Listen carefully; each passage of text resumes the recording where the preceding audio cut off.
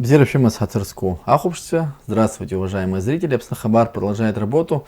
И по традиции я прошу подписаться на нашу страничку, делиться нашими видео в социальных сетях, потому что чем больше вы нам помогаете распространять наши эфиры, тем больше у нас зрителей и тем большее количество людей смотрят нас, обсуждают, комментируют. А это для нас очень важно. Мы хотим получать от вас обратную связь. Итак, сегодня у нас в гостях депутат 6-го созыва парламента Республики Абхазия Алхас Джинджал. Алхас, Бзилавабит. Как вы знаете, мы уже наверное, несколько дней столкнулись с ростом заболеваемости по ковиду. Мы видим статистику. И в этой связи я бы хотел начать эфир с ретроспективы, как вообще мы в Абхазии смогли отреагировать на этот вызов под названием COVID-19, что нам ждать в будущем. И с этой темы я хотел бы начать наш разговор. Алхас, ты был в гуще событий тогда, мы помним и твою активность, и твоих коллег, поэтому слово тебе. Прошедший период с момента начала 2020 год же получается, у нас с начала ковида было зарегистрировано попадание на территорию республики. Те события уже в принципе достаточно освещены, описаны, все эти создания штабов, создание центра гудаутского оснащения, работа с силовиками совместная по, ограничению трафика на границе, все помните. Помните, какой страх был тогда перед неизведанным, но сейчас тот всплеск незначительный, слава богу, пока который мы сейчас наблюдаем, если вспомнить те события на фоне этого всплеска, то можно вспомнить, что, собственно, как специалисты и предупреждали, ковидная инфекция будет при всей ее скорости распространения, будет вырождаться, что ли, так скажем, падать ее вирулентность, то есть агрессивность. И эта вспышка подтверждает, похоже, это. То есть с каждой этой вспышкой они, видимо, будут сезонные, способность ее поразить человека будет снижаться, и все это выродится в итоге в обычной ОРВИ, наподобие гриппа, простуды и так далее. Будем надеяться, что так все пройдет. Те мероприятия, которые были заложены тогда, еще этот фундамент борьбы с такими новыми для нас явлениями, такими вспышками. Пока эта дорога, которая была пройдена, она себя оправдывает в сравнении с другими теперь регионами, помимо Абхазии, можно говорить в сравнении. Тот центр в Гудаутах, который был создан, и вообще структура борьбы с ковидом на местах, то худо-бедно республика справилась, могло быть все по-другому, хаотично, с большими потерями. Даже потери, те трагедии, которые случались в цифрах, они опять-таки в сравнении с другими регионами еще более-менее мы вышли достойно, так скажем. Ты говоришь сравнение, какие ты имеешь в виду регионы? В первую очередь, конечно, российские. Вообще, если абстрагироваться сейчас от политических реалий, то надо сравнивать ближайшие страны. Это Россия, естественно, Грузия, Армения, кто в нашем регионе находится ближе всего к нам, потому что мы с ними связаны цепочками эпидемиологическими. То есть передача инфекции идет в первую очередь с логистикой, с поездками людей и так далее. В Российской Федерации сейчас некоторые данные, они еще пока закрыты, но для такого анализа научного или статистического пока недостаточно открыты. А был, например, в одной стране, чуть дальше, в Украине, а там гораздо сложнее, их критиковать язык не повернется на фоне фактически военных действий, это все происходило у них до нынешнего обострения, там тоже далеко не мирная жизнь была, хотя и более-менее стабильная, но там совершенно другие были показатели. Все трагичнее шло, менее организованно, но там масштабы с нами не сопоставить, миллионный город Донецк, почти миллионная республика Донецкая, скажем, было труднее. То есть вся фишка была в правильной организации процесса. и максимальном использовании всех имеющихся как лечебных, так и организационных методов. Я вообще, вот вспоминая борьбу с ковидом, не могу не отметить, что было сплочение общественное. И не только вот как бы внутри нашей страны, я помню, наши врачи там из Москвы помогали, там из Турции, я помню, тоже была помощь. То есть как бы это какой такой объединяющий фактор оказался тогда. Подсознательно, если на нас смотреть, как некрасиво звучит, на популяцию, животный мир все-таки в нас сильно развит. И это все подсознательно действует. Общий враг, естественно, привел к тому, что люди сплотились, помогали друг другу. Это все, пускай звучит сейчас не биологически, но политически, допустим, или там в социальном, общественном среде, это принцип тот же самый. Общий враг всех сплотил. А учитывая масштаб нашего общества, небольшой масштаб, небольшие масштабы республики, если творчески подойти к процессу, как говорится, смело, так скажем, то эти проблемы не так страшны, как кажутся. А если взглянуть еще по-другому и правильно анализировать то, что мы с вами все пережили, я имею в виду и войну, это тоже общий враг, и ковид, общий враг, и там, я не знаю, блокады и так далее, экономическую разруху, это все общий враг. То если правильно анализировать, стараться вообще научно к этому подходить, то легко выстроить механизмы относительно легко, которые помогут нам в будущем. То, что ковидом все не закончится, ну не знаю, если читать научную литературу, если посмотреть на мировую политику, на все ее безрассудство и безответственность, что что-то будет происходить, надо быть к этому готовым. Ты когда вот сейчас говорил о ковиде, затронул Донецк, ну мы знаем, что ты и не один ездил, да, помогал. Не мог бы ты немного рассказать, как ситуация вот именно в твоей сфере там обстоит? И вообще какие-то выводы с этой командировки? Ну, съездили мы первый раз с Анзором. Анзор сегодня сотрудник МЧС, ветеран войны, доктор заслуженный. Но 30 лет назад простой доктор, душевный порыв, все бросает, приезжает, активно включается, где-то со скальпелем, где-то с автоматом, в общем, активный участник нашей войны.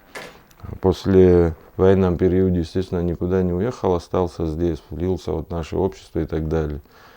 И сегодня эта вся история повторяется, мы с ним садимся, едем. Здесь сейчас буду об этом говорить, но первое, чего хочу сказать, не важно, что это я или Анзор, или кто-то, кто бы другой не был. Важно опять то, что говорил до этого, проанализировать, что ты видел, что ты делал, чтобы это использовать дальше. Вот. Когда мы туда попали, сперва нас не поняли, честно говоря, до конца, ну, не ожидали увидеть, что врачи приехали. Такое удивление легкое было. Все знали, что там есть пятнашка, что там есть Ахра, что там ребята наши приезжают. Когда еще и врачи прибавились, это имело огромный, как правильно сказать, пропагандистский, скажем, эффект, ну, в этом регионе. К тому моменту, когда мы уже прибыли туда, мы прибыли в составе группы, которую возглавлял депутат Госдумы, доктор, заместитель председателя комитета по здравоохранению. Сам председатель, тоже доктор, в Луганской области оперировала. И его заместитель с нами был, Бадма Башенкаев. Низкий им поклон за это. Вот. И мы там, помимо медицинской деятельности, сейчас по-взрослому, если подходить, определенную представительскую функцию пришлось сыграть. То есть где-то людей простых подбодрить, где-то с докторами пообщаться, где-то какие-то, сейчас это нескромно звучит, да, ну, советы дать, потому что то, что с ними происходит, с нами уже происходило как бы. И тоже, когда это все заканчивается, вот в активные боевые действия, та мирная жизнь, которая наступает со своим таким оттенком послевоенным, как ты знаешь, нам всем хорошо известно. Там с нами проводили много встреч, всем было интересно встретиться. Там активно посещали и посещают сейчас республику чиновники, депутаты Российской Федерации. Встречались с очень высокопоставленными, сейчас некорректно фамилии называть, людьми. встречались с президентом ДНР, встречались с министром здравоохранения ДНР. Ну, такие слова благодарности слушали, может быть, даже столько и не сделали, сколько об этом говорили. Но один человек меня впечатлил, вся эта группа, там в комнате было очень много людей, человек 13-15, только нас, докторов, ну, волонтеров. Ну, чиновник из Москвы, так завуалированно назову, со словами: вы даже не представляете, что вы нам, как вы нам помогли, что вы нам сделали. Он нас обнимал, не отпускал, а там регламентированная встреча, охрана, чиновники, Пушилин сзади за него стоял. Ну, это так искренне было, это с таким потом за искренностью понимания того, что он говорит, чуть позже приходит, мы немножко оторопели. Вот. Потом вернулись сюда, там второй раз ездили, Анзор в Луганск посетил, там пришлось нам разделиться, мы в Донецк попали, там во всякие приключения, так скажем. Вернулись сюда, а потом мы решили написать то, что мы видим, в виде такой записки аналитической, что ли, так скажем. Ну, я так понимаю, сейчас, если можно, аналитическая записка, если я правильно понимаю, ты имеешь в виду, что вы проанализировали опыт, который там происходит, и чтобы мы здесь могли подготовиться, да? Если так откровенно Конечно, говорить. В глубине души все это проецировали на себя, учитывая наши отношения на Востоке с соседней страной, то лучше быть подготовленными. Там, несмотря на то, что такое полувоенное было положение, все равно вот гром грянул для них. Хотя вроде бы и обстрелы периодически там случались. 8 лет, да, уже. Было как гораздо спокойнее, чем сейчас, но все равно для них в чем-то это было неожиданностью. Не будем сейчас о них, но некоторые вещи были просто вот невооруженным глазом заметно, что можно сделать еще, где улучшить, где добавить, как организовать, ну я, естественно, о медицине говорю, процесс. И вот эти предложения мы изложили на бумаге. Ну, учитывая сейчас дружеские отношения, поделились этой информацией с нашим другом-депутатом, доктором. Этим очень заинтересовались, так скажем, у него на работе. Вот. Потом попросили более подробный отчет, а как сделать, а какие у вас предложения. Это еще раз повторю, не важно, что это мы были, без всякой, как говорится, саморекламы, но это то, что происходило. Вот. Потом мы приехали сюда, вот здесь уже по жюрю ни одно официальное лицо нас не пригласило, хотя бы из праздного любопытства спросить, ну как там дела, я не говорю уже о предложениях. Да, в России интереснее была наша поездка для них. То есть для... Да, эти бумаги Понятно. хочу сообщить сейчас, и надеюсь, это получит разрешение, эта ситуация дальше. Она их настолько заинтересовала, что не только в Госдуме, то и в администрации президента находится сейчас на рассмотрении, потому что мы добавляли туда, вот сошлифовали этот документ, уже юридически какие-то моменты вписали. Это то, что может привести к такому сотрудничеству нас с Российской Федерацией в этой, например, сфере, что наш плюс, я о нем, еще раз повторю, в первую очередь пекусь. Ну, общий знаменатель тоже будет. Создать и формализовать правильное волонтерское движение, ну просто на злобу дня может же это бабахнуть в любой стране рядом с нами. Если встать над схваткой, мы можем, врачи, себе это позволить и предложить свою помощь. И кто предложил? Какая-то маленькая Абхазия. Сейчас популярный лозунг, что мы ничего, ни на что не способны. Еще раз повторюсь. Рядом с Российской Федерацией на территории Донецкой Республики в открытую, вот так официально действует только Абхазская Республика, признанная Россией, кстати. Вот она благодарность. И когда нам говорят, что будет некрасиво выглядеть, сам знаешь, какая тема, которая тут в этой студии не раз обсуждалась, уже не хочу повторяться, это просто смешно выглядит. Тот пропагандистский, что ли, идеологический эффект, который оказали несколько десятков наших с тобой земляков. Ну и реальный эффект. Да вы просто не представляете, как это сказалось на местном населении. Мы второй раз, когда поехали вот на микроавтобусе, обклеили его там флажками. Мы думали для границ, для гаишников, чтобы не мешали. Так там каждый второй подходил, увидев флажок, кто вы, откуда, как, что, почему. Но я Это хочу просто видеть и все-таки слышать вернуться надо к тому, что вот ты сказал. Ваша записка, которую вы подготовили, она нашла заинтересованность в Российской Федерации. И несмотря на даже это, здесь вы пока не видите, да, как бы Ну такой обратной хорошо, давай так по-семейному скажем. Один абхазец другого не понимает, но если один абхазец что-то для Абхазии сумел куда-то пробиться и что-то делает для сейчас ждать понимания, мы еще долго будем ждать между собой. Лучше уже делать это А дело. эта информация, она такая закрытая, допустим, Нет, мы можем, почему мы закрытая можем в это общих- обсудить, да, если бы Конечно, в какие-то- общих чертах могу обсудить. Почему об этом говорю, я тебе еще раз напомню. На фоне наших споров о Пицунде, и из Пицунды спор перерос вообще в новый тезис, способны ли мы вообще на что-то.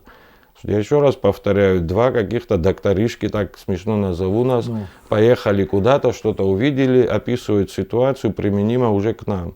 Предлагаем создать волонтерский международный центр. Что это такое? Для Российской Федерации есть определенные трудности в действии на международной арене. Юридически Украина сейчас это другая страна, Осетия другая, Абхазия другая страна. Те страны бывшего Союза, окружающие ее, вы что, не будем же сейчас обсуждать, что они все дружественны? Некоторые непонятно себя ведут, некоторые вообще откровенно враждебную позицию занимают. Инструментами мягкой силы в Российской Федерации, они и не скрывают, мы это на форумах слышали, на встречах слышали, они пытаются их использовать по-новому, потому что недостаточно эффективно используется. Россотрудничество, при всем уважении, некоторые вещи просто не в состоянии покрыть по своему функционалу там, или предназначению. А мы им рассказали о нашем опыте.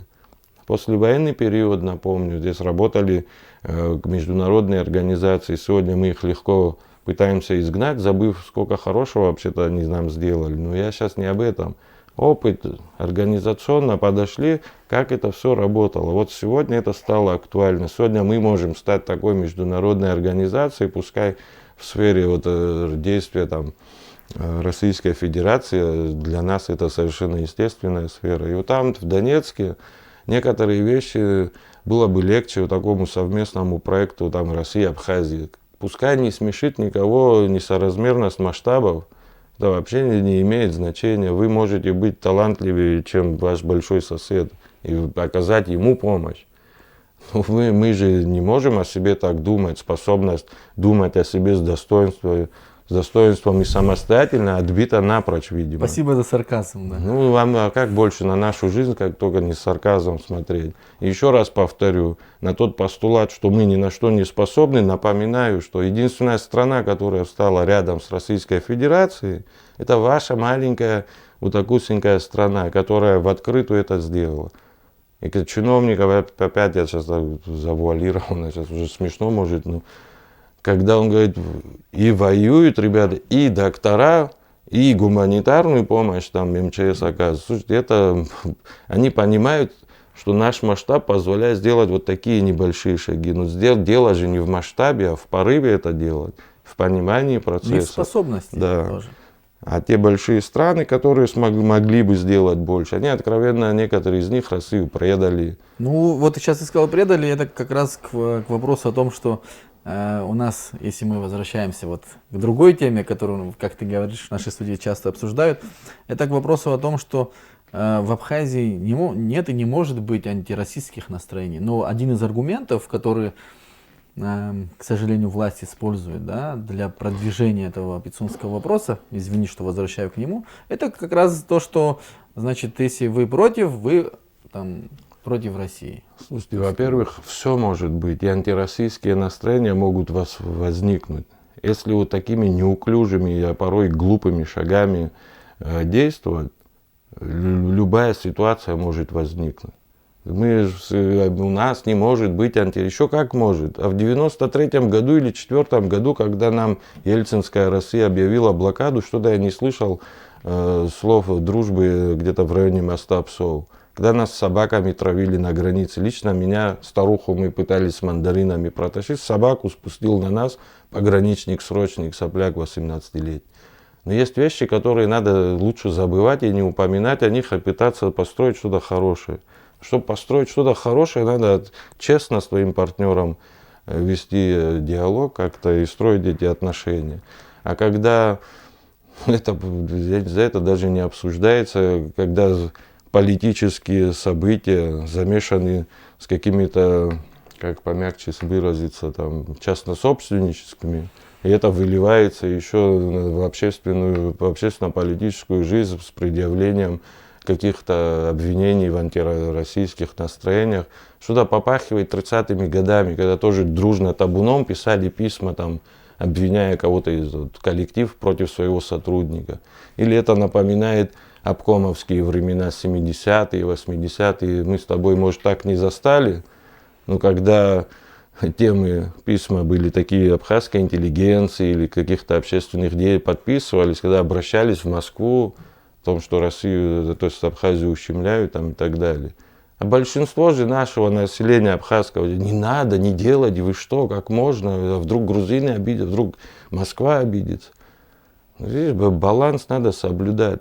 Если мы будем здесь юлить, хитрить и прятать под фальшивыми Себя улыбками, обманывать. да, неправильные пути выстраивания там, отношений с Россией, это личные вещи не надо путать с государственными. Если мы будем реализовывать то, о чем я говорю, с чего начал, это не потому, что я придумал, потому что это реально живущие, формирующиеся проекты, которые та сторона воспринимает на ура.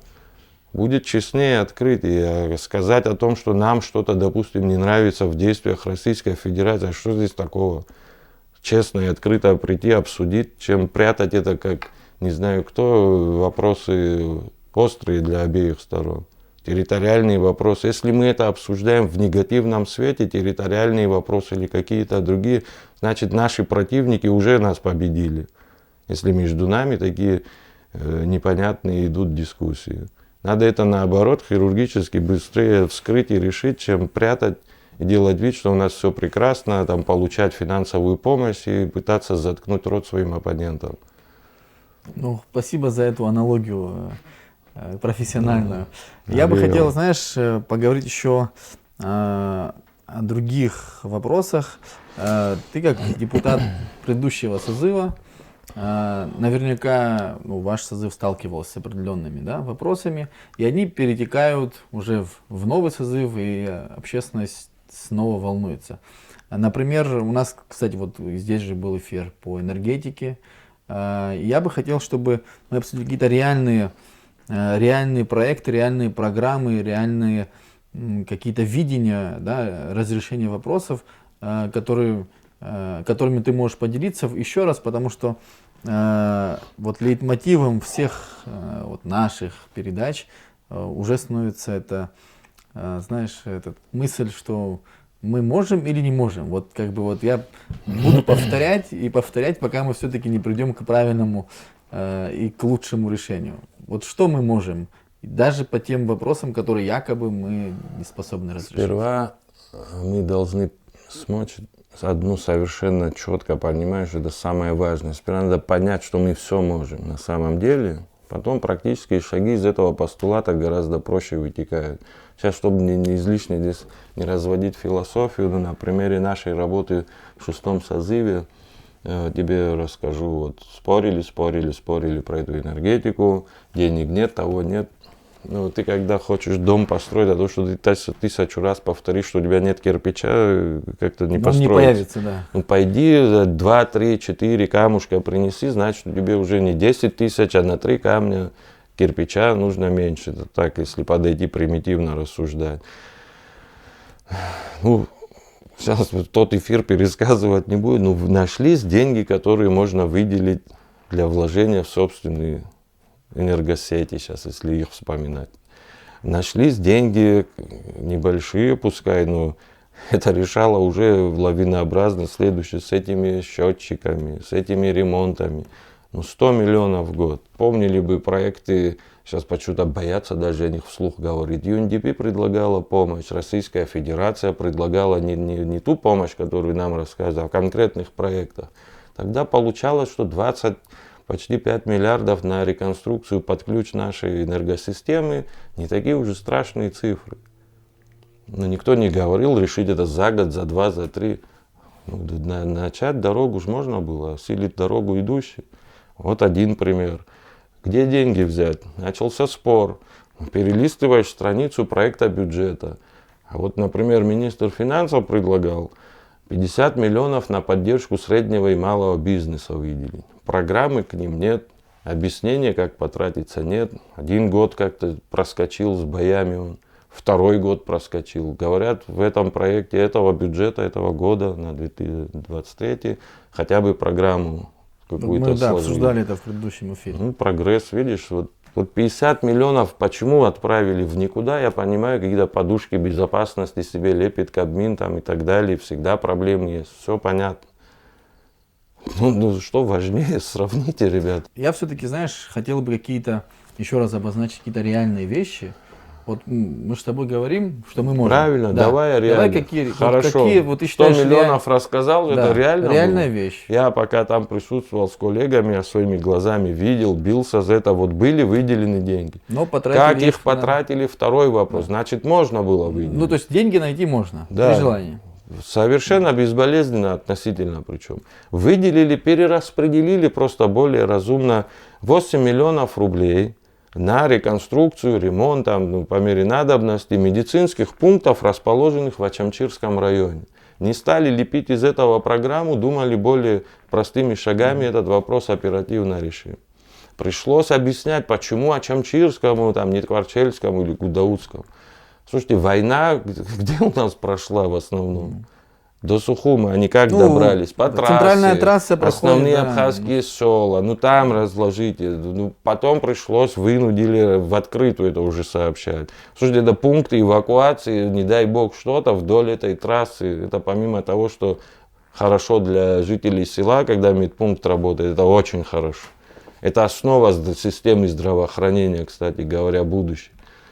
То это еще и военный смысл имеет. 8 миллионов. Этого было не все же они раскуроченные, стоят и разрушенные. Где-то они в более-менее приличном состоянии. Есть сотрудники, есть, пускай в большей степени на бумаге, но есть хотя бы по приказу их снабжения. То есть что-то есть. Значит, это что-то надо улучшить, а не драться, критиковать. Не знают, что деньги выделены. Я не должен ходить им всем сообщать структурам, что деньги для этого выделены. Идем дальше. 5 миллионов рублей выделили, опять-таки перераспределили для создания дневной придуманного, уже специалисты говорят, детского кризисного центра. Приемник-распределитель по-советски, если классифицировать. Нужно было, да, нужно, потому что прокуратура, детские организации, Минздрав, Минсоц, все об этом говорили, милиция. Нужно. Вот деньги лежат, вот возьмите, используйте. Хорошо, пошли дальше, перелистнули. Жилищную программу, вот пример, когда она работает, программа нами, самими абхазскими там, деятелями, чиновниками, не знаю, созданная. Живой же пример, люди получают жилье своими же бюджетными деньгами, мы это сделали. Ну, что тут думать, добавьте туда финансирование, расширьте программу, добавьте это молодая Барбарова, кто по демографии, вот уже расписанное принесли, молодую семью добавьте под программу. Хорошо, не решается, надеюсь, добавят финансирование. Принесли, это я все, чтобы ты понимал, о наших деньгах говорю, о наших усилиях. Только о наших и говорю. Никаких здесь инвестиций привлекать не понадобилось, пока то, о чем я говорю. Но социальный эффект от каждого очень значим.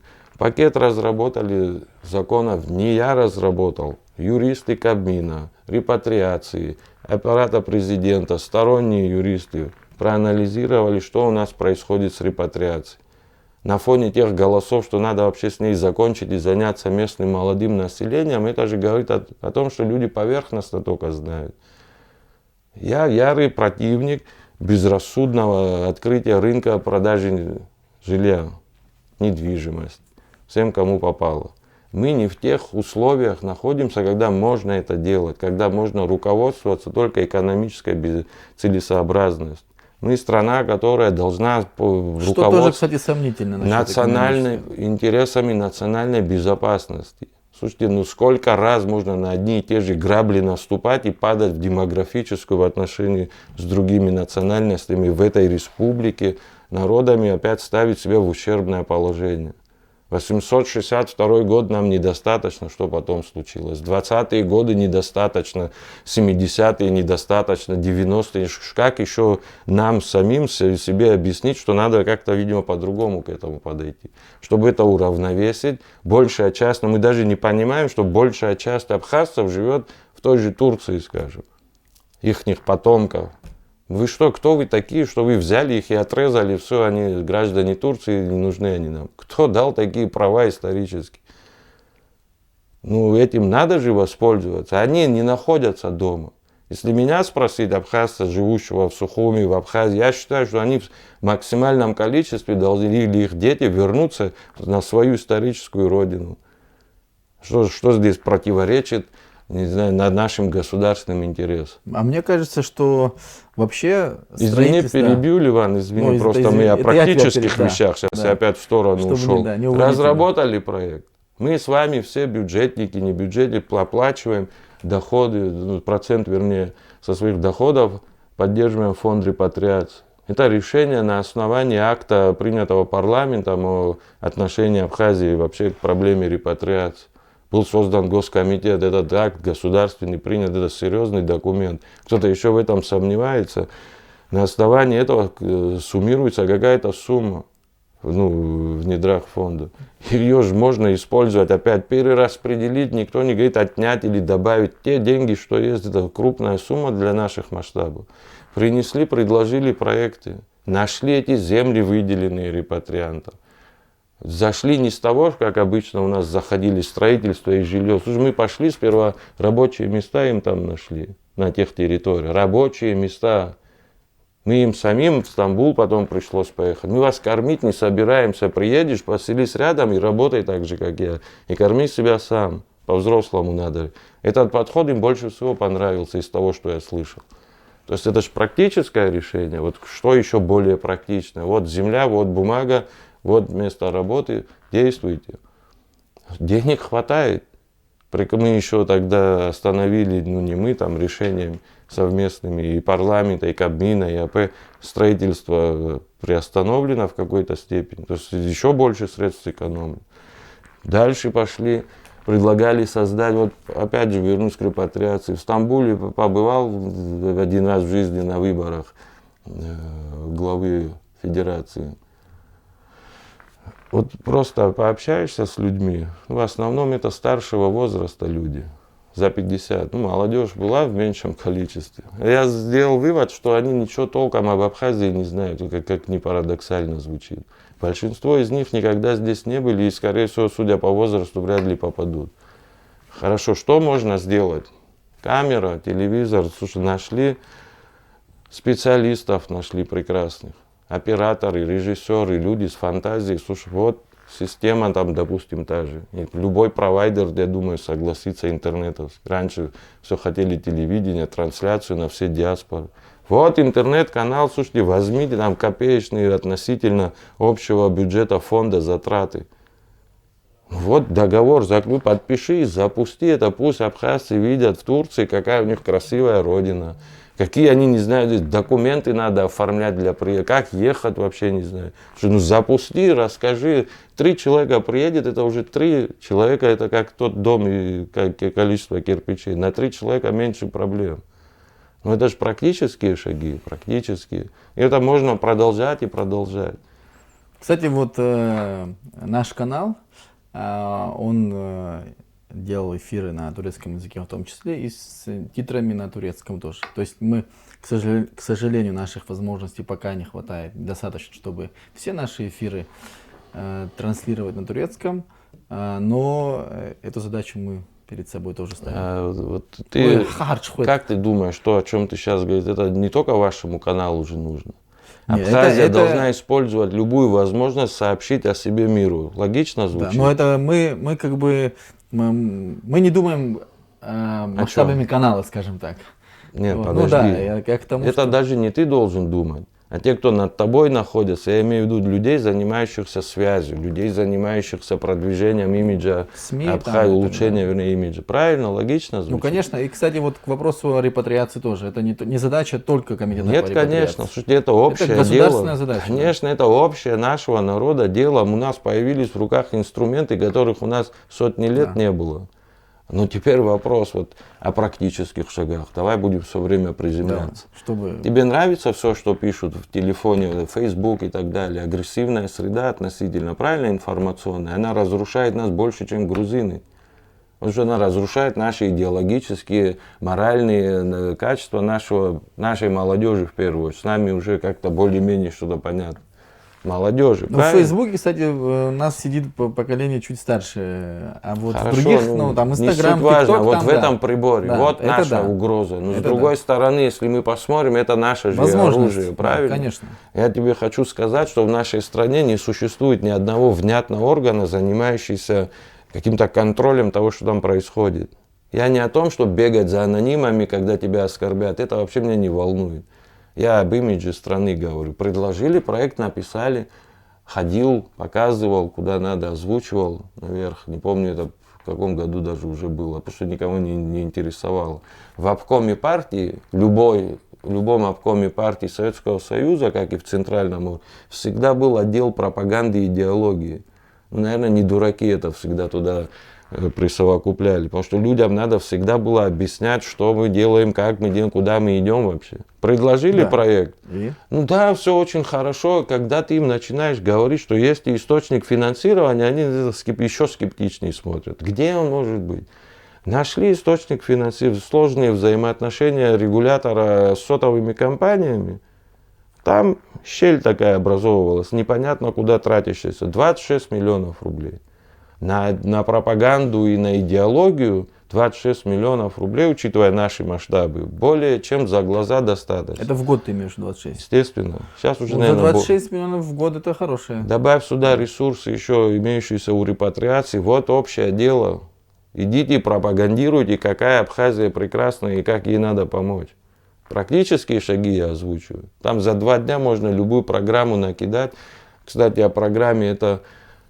Во что бы мы сейчас не вмешались, там, в энергетику или в ту же репатриацию, в медицину, проблемы практически одинаковые. Значит, если ты нашел общее решение хотя бы в одной отрасли, то можно его экстраполировать на другие отрасли. Мы же все пьем парацетамол, все мы люди разные, но мы знаем, как он помогает, и смело даем другому человеку. Правильно так? Примитивные примеры сегодня провожу. Ну, понятно, что у нас кризис везде, в целом из-за одних и тех же вещей. Правильно, нам кажется, что кризисов много. На самом деле кризис один, и он не такой большой, какая. Кризис вот здесь управленческий, организационный.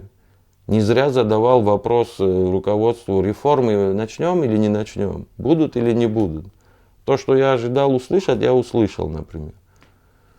И, судя по всему, не будет реформ. Как один популярный еще человек говорил: нет денег, нет реформ.